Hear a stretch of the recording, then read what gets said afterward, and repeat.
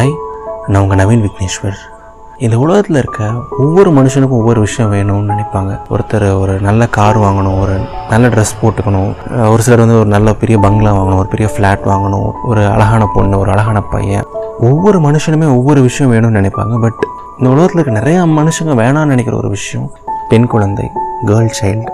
அவங்க அப்படி என்ன பாவம் பண்ணாங்கன்னு தெரியல. பட் யாருக்கும் பெண் குழந்தை வேண்டாம். கடந்த ஒரு 50-60 வருஷத்தில் ஏகப்பட்ட விஷயங்கள் மாறிடுச்சு. மாடர்னைசேஷன், வெஸ்டர்னைசேஷன், டெக்னாலஜிக்கல் இம்ப்ரூவ்மெண்ட்ஸ், பொண்ணுங்க வேலைக்கு வர ஆரம்பிச்சிட்டாங்க. கேஸ்ட் செகண்ட் நேமாக போட்டுக்கிறது அந்த பழக்கம் போச்சு. சென்னை ஃப்ளட் வந்தால் ஹியூமனிட்டியை போர்ட்ரே பண்ணுறோம், எல்லாரும் ஒன்று கூடி நிற்கிறோம். ஏகப்பட்ட விஷயங்கள் மாறிடுச்சு. பட் 2019 கூட இன்னும் மாறாமல் இருக்க ஒரு விஷயம் பெண் குழந்தை வேணான்னு நினைக்கிறது.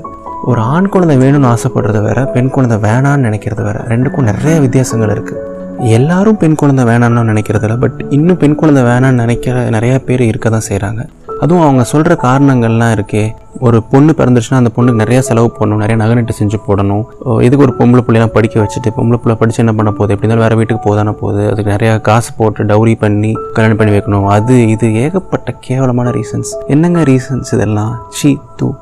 நான் ஒரு அப்பா கிடையாது, நான் ஒரு கணவன் கிடையாது, நான் ஜஸ்ட் ஒரு 23 வயசு பையன். கடந்த ஒரு சில வருஷங்களாக என் காலேஜ் டேஸ்லேயும் சரி, ஆஃபீஸ் டேஸ்லேயும் சரி, I met a lot of women in life. நிறையா பெண்கள் கூட பழகியிருக்கேன். ஃப்ரெண்ட்ஸ், அக்காஸ், தங்கச்சிஸ், நிறைய பேர் கூட பழகியிருக்கேன். ஒரு பொண்ணு தன்னோட அப்பா அம்மா மேலே, அது மெயினாக அப்பா மேலே வச்சுருக்க பாசத்தை பார்த்து அவ்வளோ வியந்திருக்கேன், அவ்வளோ ஆச்சரியப்பட்டிருக்கேன், பொறாம கூட பட்டிருக்கேன்.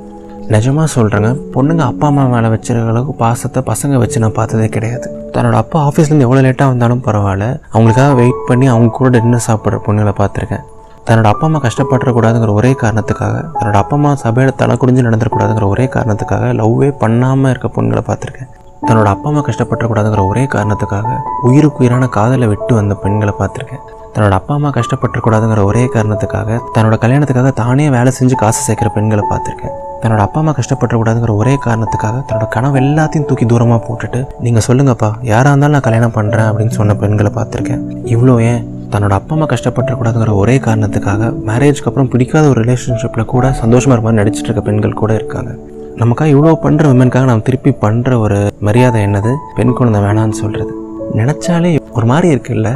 விமன் அவ்வளோ ஸ்பெஷலுங்க. என்னை பொறுத்த வரைக்கும் எப்போவுமே அவங்க ஸ்பெஷல் தான், எப்போவுமே ஒரு ஸ்பெஷல் கிரியேஷன் ஆஃப் காட் தான். ஆனால் நாம் அவங்கள அந்தளவுக்கு பார்த்துக்கிறோமா, இல்லை அந்தளவுக்கு அவங்க ஸ்பெஷலாக நினைக்கிறோமான்னு கேட்டிங்கன்னா மோஸ்ட்லி நோ தான்.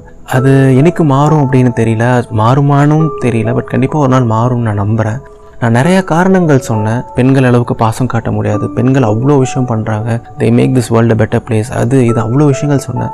இந்த காரணத்தினால தான் ஒரு பெண் குழந்தை வேணும்னு நினச்சா அது செல்ஃபிஷாக இருக்கும், அது ஹியூமனிட்டியும் கிடையாது. எந்த காரணமே வேணாங்க. நான் க்ளோஸ் டு த ஹார்ட்டாக ஃபீல் பண்ணுற ஒரு விஷயம், ஒரு ஃபிலாசபி என்னென்னா, ஒரு உண்மையான அன்பு எந்த காரணத்துக்காகவும் வரக்கூடாது, எந்த எதிர்பார்ப்புக்காகவும் வரக்கூடாது. Love should always be unconditional அப்படின்னு நான் நினைப்பேன். ஸோ எந்த காரணமும் வேணாம். நாம் நம்ம மனசுக்கு ரொம்ப பிடிச்சவங்க கூட உடல் அளவுலையும் மனதளவுலையும் இணைஞ்சு நமக்குள்ளேருந்து வர ஒரு உயிர், அது ஆணாக இருந்தால் என்ன, பெண்ணாக இருந்தால் என்ன, ஒரு புன்னகையோடு அந்த உயிரை இந்த உலகத்துக்கு வரவேற்போமே. என்ன, ஆண் குழந்தை வேணும்னு ஆசைப்படுறது தப்பு இல்லைங்க. பட் பெண் குழந்தை வேணான்னு நினைக்கிறது கண்டிப்பாக தப்பு தான். இது நவீன் விக்னேஸ்வரின் இதயத்தின் குரல். நன்றி.